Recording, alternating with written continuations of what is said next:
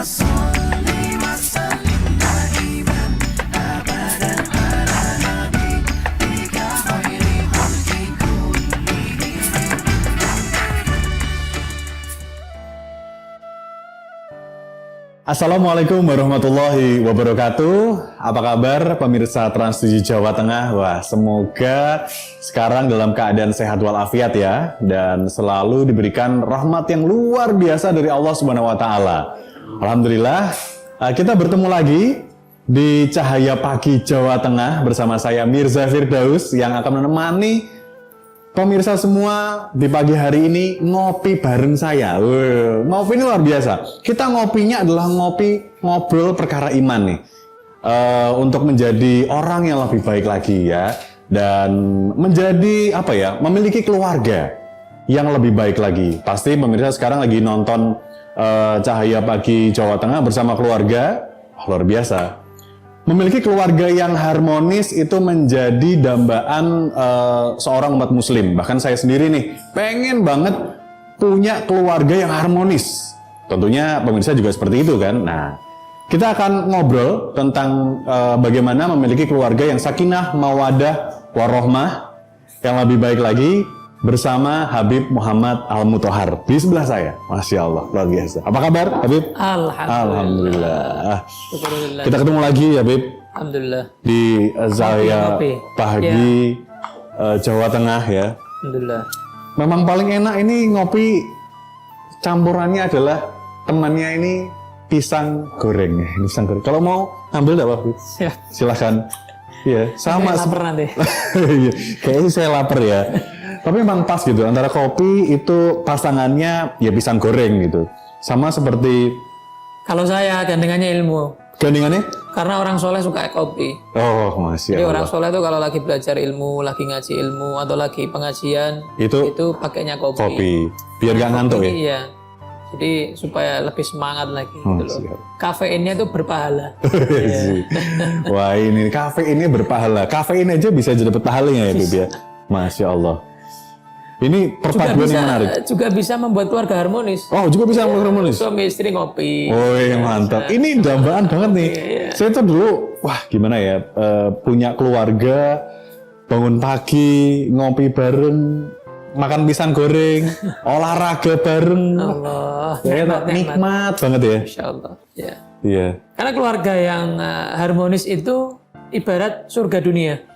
Ibarat surga dunia, iya. Coba kalau suami pulang ribut sama istrinya, jadi neraka. Rumahnya bukan jadi surga, tapi jadi neraka kan begitu. Astagfirullahaladzim. Memang jadi surga dunia. Ya. Itu memang kenapa semua mengidam-idamkan itu semuanya? Karena jadi surga dunia. Makanya kan rumah yang di situ keluarganya harmonis disebut baiti jannati. Rumahku, surgaku. Baiti jannati. Rumahku, surgaku. Ya, bagaimana kita bisa menciptakan rumah kita ini, keluarga kita ini, rumah tangga kita bisa menjadi surga kita di dunia sebelum surga di sana. Nah, itu ada cara-caranya. Ada caranya. Nah, ada tipsnya itu. Oke. Ada tipsnya dan caranya. Ini menarik nih. Kira-kira pertama yang harus dilakukan agar memiliki tadi surga kecil yang sebelum kita menikmati surga nantinya nih, Bib. Yang lebih nikmat ya.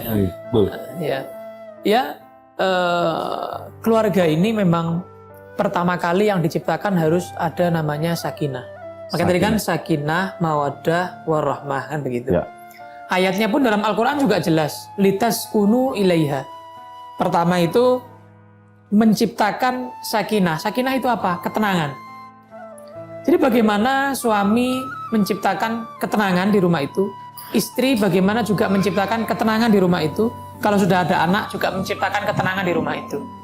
Ketika sudah ada poin yang pertama yang terpenting ini, sakinah, tenang, maka muncul poin yang kedua atau jenjang yang kedua, yaitu adalah mawaddah.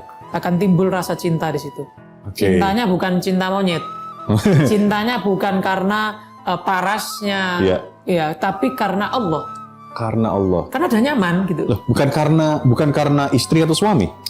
Jadi ke istrinya cintanya karena Allah, istri ke suaminya cinta karena Allah. Gak mungkin ada kata selingkuh atau dan lain sebagainya, insya Allah. Kenapa? Karena sudah nyaman. Aku nyaman kok sama dia. Lu nyaman sama dia? Ya, gue nyaman sama dia. Ya, saya nyaman sama dia. Ya, nyaman. Jadi timbul pertama tuh yang diciptakan kenyamanan. Nyaman ya. Bagaimana nyaman dengan pasangannya. Nah, ketika sudah nyaman nanti akan timbul cinta. Ketika sudah cinta nanti akan rahmah, ada kasih sayang. Apapun akan dikorbankan untuk pasangannya. Karena dia sudah sayang, sudah nyaman, cinta, sayang. Wah, luar biasa. Ini yang kita harapkan di keluarga kita ini. Nah, bagaimana tenang? Nah, tenang ini. Tenang itu berarti dari sakinah tadi ya? Iya, sakinah itu awal. Nah, sekarang kita bagaimana jenjang yang pertama ini? Nah, sakinah ini kan pasti, loh bagaimana menciptakan ketenangan, sakinah di keluarga kita, rumah tangga kita. Ya, tentunya. Sambil saya makan ya, Pip? Oh, monggo. Kayaknya kalau kerucuk-kerucuk gitu, kalau kan kopi sama ini ya. Ya, bismillah. Halo. Bismillah. Keluarga pertama menciptakan sakinah, ketenangan. Ketenangan itu bisa diciptakan kalau suami dan istri tahu hak masing-masing. Pertama tahu hak masing-masing, yang kedua melaksanakannya. Kalau tahu tapi nggak jalanin, percuma ya. Percuma, hanya tahu aja begitu, ilmu nggak diamalin gitu. Jadi tahu bagaimana hak suami sang istri tahu, suami juga tahu bagaimana hak istri itu bagaimana tahu. Disabdakan oleh Nabi Muhammad SAW. Ini untuk banyak yang ngeluh tentang wanita ya. Wanita itu selalu benar. Iya kan? Selalu benar.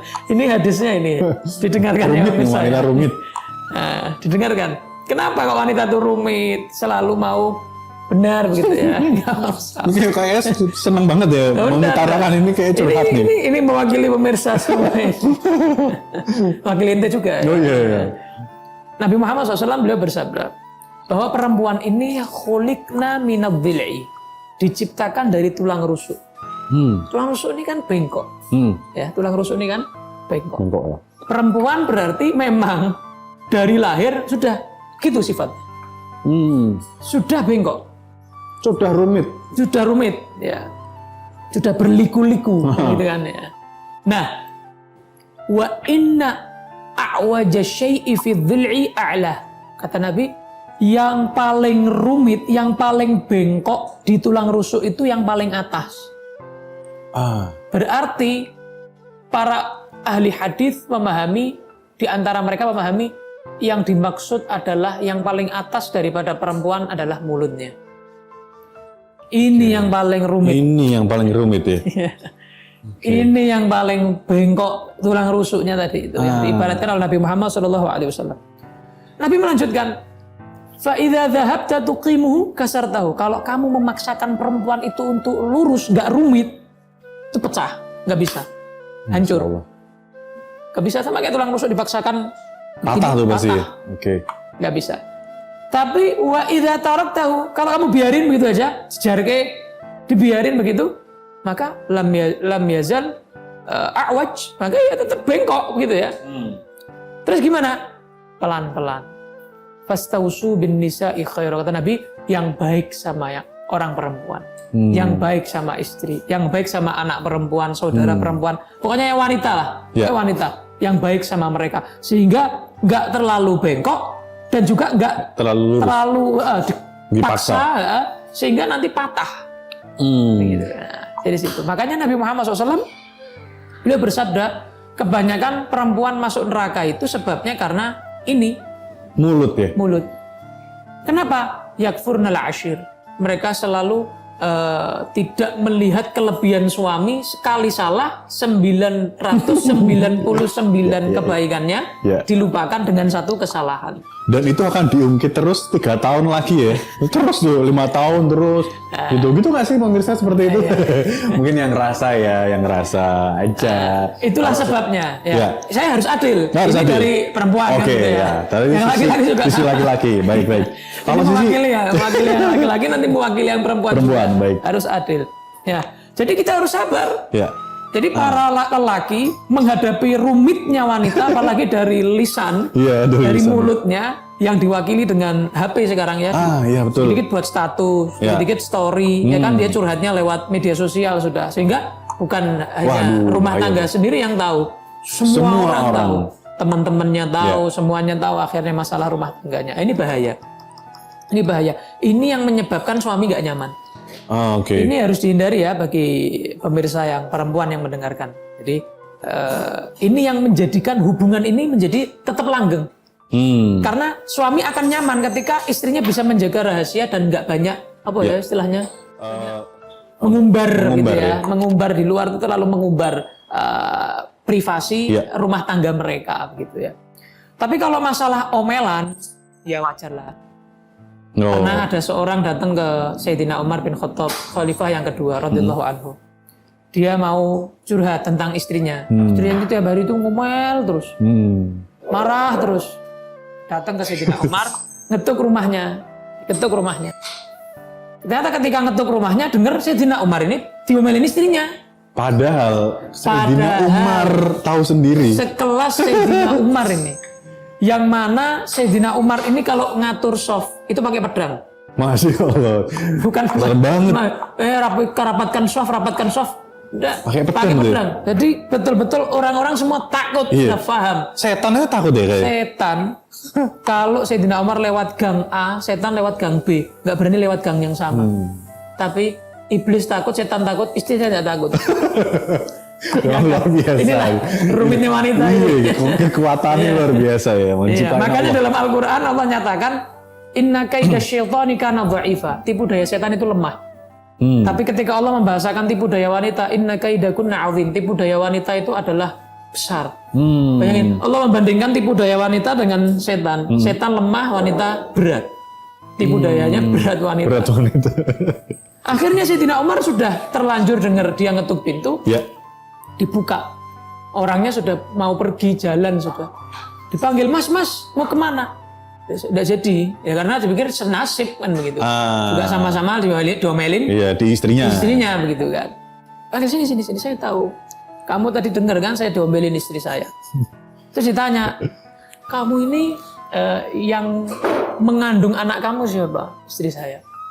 Yang melahirkan anak kamu antara hidup dan mati siapa? Istri saya. Yang bersih-bersih piring, bersih-bersih baju, cuci-cuci semuanya siapa? Istri saya. Yang bersihkan rumah siapa? Istri saya. Yang merawat kamu ketika sakit, ketika makan dan lain sebagainya siapa? Istri saya. Dia bisa sabar dengan beberapa hal tadi itu yang banyak, yang kita mungkin nggak bisa melakukan sendiri. Kenapa dia ngomel sebentar kamu nggak sabar? Ya paham. Ini berarti sekelas. Denger ini. Sekelas Sayyidina Umar. Yang seperti itu, pemimpin, berarti presiden umat Islam, khalifah kan? Presiden umat Islam, bukan presiden negara. Presiden umat Islam bisa sabar dengan omelan istrinya. Saya kita yang rakyat biasa, nggak sabar. Iya. Sekarang ke suami ya. Mau dengerin ini? Oh denger, mau. Jangan cuma wanita aja yang dibahas. Biar adil ya, biar adil. Gimana? Ya. Begitu juga suami. Ya wanita harus sabar dengan laki-laki. Kita sabar dengan perempuan juga harus sabar dengan laki-laki. Ini memang yang dikedepankan akal. Beda dengan wanita. Kalau wanita itu suka baper, perasaan dulu yang bermain perasaan dulu yang bermain. Kalau laki-laki itu akal. Jadi kadang-kadang wanita itu tidak setuju dengan keputusan lelaki. Yang mana menurut perasaan dia ini nggak bener nih. Tapi laki-laki jangka panjang, dia dengan akalnya dia sudah mencerna ini benar, hal yang benar ini, hal yang tepat gitu ya. Jadi kadang-kadang makanya banyak perbedaan tuh karena yang satu dahuluin akal, yang satu perasaan dulu. Nah itu loh, perasaan dulu. Maka istri harus sabar dengan suami supaya tidak terjadi hal yang tidak diinginkan. Ya, dengan apa? Dengan cara ya tadi itu sabar. Karena kamu sebaik apapun kamu, walaupun kamu tuh solihah, udah solihah banget ya, tetap kamu tidak bisa menjalankan hak suami 100%. Karena dalam hadis Nabi Muhammad beliau bersabda, kalau seandainya diperbolehkan makhluk sujud kepada makhluk, maka niscaya istri akan diperintahkan sujud kepada suami. Tapi nggak boleh. Misalnya, seandainya dalam hadis yang lain Nabi menggambarkan, memberikan contoh. Ini dari hebatnya hak suami, dari beratnya hak suami. seandainya suami berlumuran darah mulai ujung rambut sampai ujung kuku kaki. Darah semuanya. Darah. Istri membersihkan darah suami dengan lidahnya, bukan dengan tisu. Bukan dengan air, dengan lidahnya. Dari ujung ke ujung dibersihkan sampai bersih, kempling. Itu belum menjalankan hak suami. Jadi berat. Suami ini ganti daripada orang tua. Surga neraka istri tergantung dengan suami, sudah bukan dengan orang tua lagi. Walaupun bakti tetap wajib, cuman tergantung surga nerakanya tergantung siapa? Tergantung suami. Oh, istri gitu. sudah berpindah. Ketika sudah diterima, ijab kabul sudah selesai, berarti sang istri wali sudah memasrahkan putrinya surga neraka atau nerakanya kepada suaminya, menantunya. Gitu. Jadi harus sabar. Seperti itu. Ya. Tanggung jawabnya full ya? Iya. Full. Siti Asyah. Suaminya siapa? Fir'aun. Fir'aun lagi, Fir'aun, lagi ya. Fir'aun lagi. Padahal Fir'aun kita tahu sendiri. Iya. Ya. Sabar. Nggak minta cerai. Nggak menuntut macem-macem. Nah, istrinya Sabar. Fir'aun itu nggak kayak Fir'aun. Enggak. Yang- Istrinya Fir'aun ini seorang muslimah yang sholihah, yang sabar. Padahal Fir'aun seperti itu. Zolimnya seperti itu, bengisnya seperti itu, sabar. Sehingga apa? Sehingga dia mendapatkan surga sebelum dia meninggal, sudah dijanjikan dibangunkan surga istana oleh Allah Subhanahu wa taala, sabar kepada suaminya Fir'aun. Suami-suami sekarang kan enggak Fir'aun banget kan begitu. Ya kan? Enggak seperti itu kan. Iya. Ya, jadi kalau mau suaminya atau istrinya tidak selingkuh, tidak ngelirik ke orang lain yang haram, yang dilarang oleh Allah Subhanahu wa taala, maka jaga kenyamanan ini. Ketahui hak masing-masing dan jalankan hak masing-masing, maka insya Allah ini suami istri ini akan langgeng. Dunia langgeng, nikmat hidupnya surga di rumahnya, Allah, punya surga amin. kecil. Amin. Kemudian nanti di akhirat juga akan masuk surga bersama-sama. Wah, Masya Allah, amin. Nah, tapi untuk hak tadi, kira-kira berarti apa aja? Mungkin kalau hak dari wanita atau istri atau hak suami? Hak istri gampang. Istri ke suami ya. Ya, istri ke suami. Haknya suami kepada haknya istri kepada suami. Jadi kewajiban istri kepada suami apa? Taat. Taat Itu kepada aja. suami. Taat kepada suami. Udah itu aja. Udah itu aja. Makanya Nabi Muhammad bilang, satu-satunya yang bisa masuk pintu surga secara prasmanan. Secara Prasmanan. Prasmanan. Artinya milih sendiri. milih berarti ya? sendiri. Mau masuk pintu surga yang mana, dibuka semua lebar-lebar nih bagi seorang istri ini. Syaratnya apa kata Nabi? Idza shollat khamsaha. Pertama, sholat 5 waktu, kecuali udzur ya. Oke. Kemudian yang kedua, wa shamat syahruha, puasa Ramadan. Oke. Nggak sunnah pun nggak apa-apa. Sholat puasa Ramadan. Puasa Ramadan. Yang ketiga, wa ata'at zaujaha, taat kepada suaminya. Yang keempat, wa hafizat farjaha, menjaga kesucian dirinya, begitu ya, tidak berkhianat kepada suaminya, gitu ya. Maka dia akan masuk surga dari pintu manapun secara prasmanan, dibuka semuanya oleh Allah Subhanahu wa taala. Masya Allah. Berapa tadi? 4. 4. Kuncinya masuk surga, pintu terbuka prasmanan bagi para istri cuma 4 itu. Dan salah satunya adalah tadi ya, taat kepada suami. Taat kepada suami. Jadi bayangkan, apapun, taatnya apapun. jangan maksiat. Jangan maksiat. Itulah. Iya. Maksiat janganlah. Saya perbuatan apapun. Bahkan di dalam ilmu fikih, kalau seandainya istri sudah melakukan puasa sunnah, tapi suami ingin dengan istrinya disuruh batalin, wajib batalin. Wajib batalin. Tapi itu konteksnya Wajib. puasa sunnah dong. Puasa sunnah, bukan Ramadan. Ramadan suaminya kan juga puasa. Gitu. Puasa sunnah. Coba pengen gitu ya. Enggak. Oke. Lagi baca Quran, suaminya ingin ngobrol sama istrinya, wajib ditutup. Oh gitu. Wajib. Jangan tinggalkan yang Masya wajib Allah. untuk yang sunnah. Gitu. Wah. Bahkan sampai seperti itu. Jadi intinya taat aja lah sama suami. 4 itulah. Nah sekarang ke suami. Suami, ya. Apa kewajiban suami kepada istri? Ini nih. Kewajiban suami kepada istri, bagaimana dunia akhirat istrinya itu selamat. Karena perintah Allah, qu anfusakum wa ahlikum nar. Jaga diri kalian. Ya. Apakah cuma diri kalian aja? Wa ahlikum, dan istri kalian, keluarga kalian naro, daripada api neraka. Dalam ayat yang lain Allah berfirman, ya, Allah berfirman bahwa ajaklah keluarga kamu, istri kamu, anak kamu untuk sholat. Ya. Gak usah mikirin rizki, lanas aluka rizko. Gak usah mikirin rizki. Bingung, gimana nih saya kalau banyak ibadah nanti rizki saya berkurang ini. Gak ada yang berkurang. Yang memberi rizki bukan kerjaan kamu, bukan bisnis kamu, bukan gaji kamu, tapi Allah Subhanahu wa Ta'ala, Ar-Razzaq, sang memberi rizki. Masya Allah. Kalau kamu ngurusin bagaimana dunia akhirat itu bisa selamat di sisi Allah Subhanahu wa Ta'ala, rizkinya dijamin. La nas'aluka, nahnu narzuquk. Allah bilang sendiri dalam Al-Quran, aku yang nanggung rizki kamu kalau kamu merhatikan sholat istri dan anak kamu. Jadi apa namanya, memperhatikan juga ibadah istrinya. Seperti kepada anaknya sama. Oh sama kayak. Sama seperti kepada anaknya tadi itu, perhatikan anaknya, jangan berbuat ini, jangan berbuat. Begitu juga pada istri, karena ini surga nerakanya kan tergantung kita para suami. Lah misal istri itu tidak melaksanakan sholat, dosanya?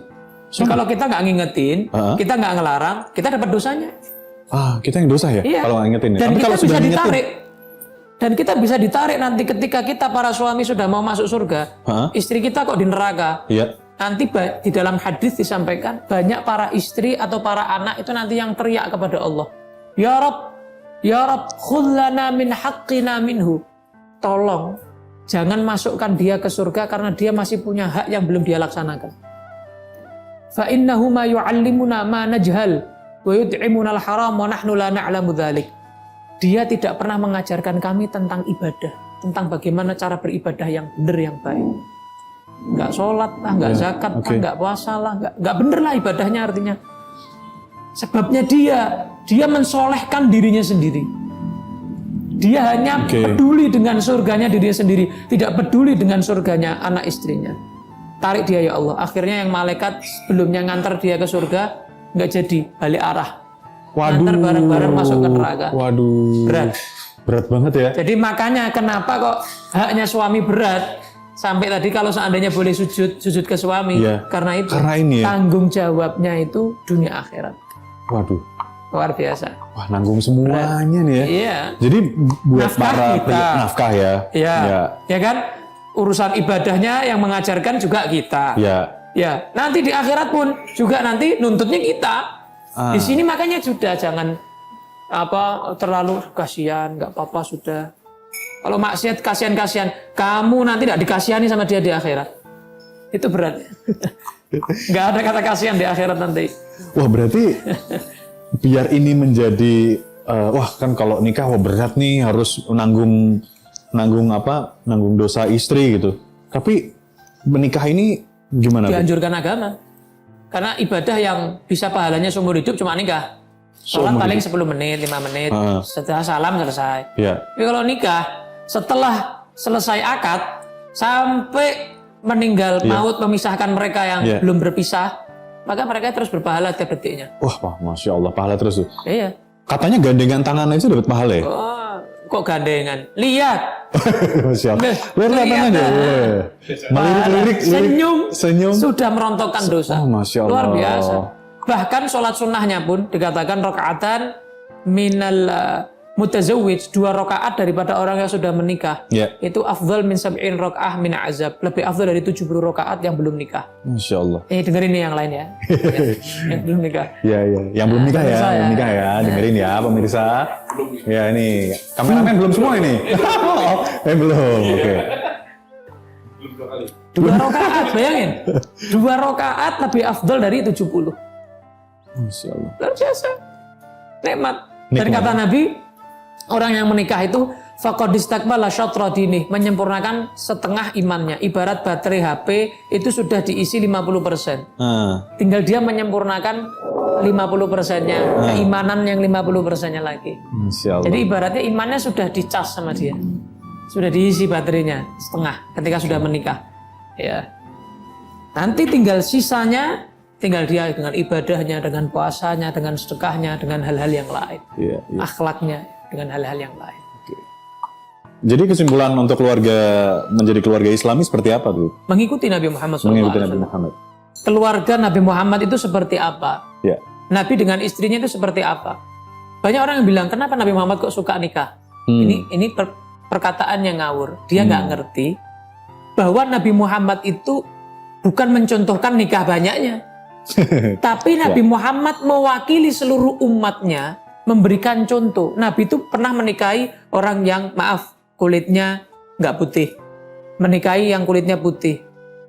Gadis perawan, janda punya anak, janda nggak punya anak. Anak dari musuhnya, anak dari sahabatnya. Semua jenis wanita sudah pernah Nabi Muhammad tahu semuanya. Dan itu Nabi Muhammad ingin memberikan pembelajaran kepada umatnya. Bahwa Nabi Muhammad kan mempelajari satu persatu. Ini. Kalau kita nggak perlu sudah. Itu sudah diwakili oleh Nabi Muhammad SAW. Jadi Nabi kenceng banget tadi ini ya. Mengajarkan kepada kita. Nabi Muhammad memberikan pembelajaran kepada kita bahwa wanita itu seperti ini, wanita itu seperti ini, wanita itu seperti ini. Jadi diberikan kesimpulan oleh Nabi Muhammad SAW bahwa seperti ini. Berarti yang paling ngerti tentang wanita siapa? Nabi Muhammad. Nabi Muhammad. Ya. Khairukum li ahli. Sebaik-baik kalian adalah yang paling mengerti wanita. Dan wa ana khairukum li ahli, dan aku adalah yang paling mengerti tentang wanita. Jadi kalau kita pengen tahu wanita, sosok wanita yang sebenarnya, maka pelajari bagaimana kehidupan Nabi Muhammad SAW. Beliau yang paling luar biasa dalam menjelaskan bagaimana cara hidup memiliki keluarga yang harmonis, sakinah, mawaddah, warahmah. Wallahu a'lam bishawab. Caranya adalah mempelajari dari kehidupan beliau ya. Dengan cara adalah ngaji berarti ya. Jelas. Dan ilmu. Dengan ilmu. Ya, itu dia pemirsa Trans 7 Jawa Tengah. Tadi kita sudah mendapatkan ilmu tentang pernikahan, bagaimana menjadi sakinah, mawaddah, dan warahmah. Caranya adalah kita mempelajari kehidupan rumah tangga dari Rasulullah. Dengan caranya apa nih? Yaitu dengan cara adalah ngaji ya. Kita jangan lupa untuk selalu mempelajari ilmu Islam di mana saja. Selama itu baik, kita ambil aja. Salah satu contohnya adalah kita di acara untuk pagi hari ini, yaitu Cahaya Pagi Jawa Tengah. Itu dulu, sekian dulu ya. Jadi kita akan bertemu lagi di episode selanjutnya, masih insya Allah bersama saya, Mirza Firdaus, di Trans 7 Jawa Tengah ya. Terima kasih semua yang sudah nonton, dan terima kasih kepada Habib Muhammad. Wassalamualaikum warahmatullahi wabarakatuh. Waalaikumsalam warahmatullahi wabarakatuh. Bismillah.